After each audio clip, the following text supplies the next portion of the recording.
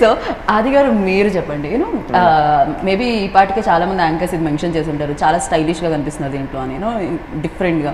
నాకు కూడా మీరు అఫ్కోర్స్ అందంగా లేరు ఇంతకు ముందు అని చెప్పను, దీంట్లో మరింత అందంగా కనిపిస్తున్నారు. ఏంటి దానికి కారణం? స్టోరీ తెచ్చిన గ్లోనా అది, లేకపోతే? లేదు, అది అలానే కాదండి. అంటే నాకు ఇదివరకు చాలా మంది చెప్తూ ఉంటారు కొంచెం కమర్షియల్గా కొంచెం బాగా ప్రెజెంట్ చేస్తే బాగుంటుంది, చాలా మంది మిస్ అవుతున్నారు అది ఇది అని. సో ఐ థింక్ కళ్యాణ్ చాలా బాగా ప్రెజెంట్ చేసాడు నన్ను. ఐ థింక్ ఈ presented me in beautiful way.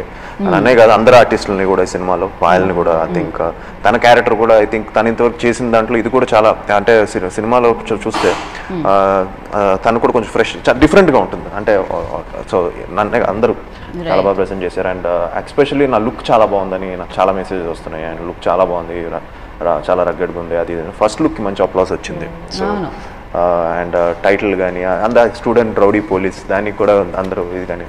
So I think తప్పకుండా ఒక కొత్త ఆదినైతే చూస్తారని నమ్మకం ఉంది. ఓకే, ఫర్ యూ లైక్ డెఫినెట్గా కదా, అంటే ఒక జోనర్లో వెళ్తున్నప్పుడు రకరకాల సినిమాలు చేయడమే డెఫినెట్గా యాక్టర్కి బాగుంటుంది, అదే ఎనర్జీని ఇస్తూ ఉంటుంది.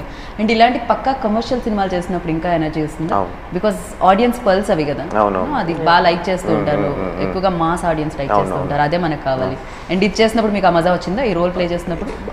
Different ways, student rowdy police.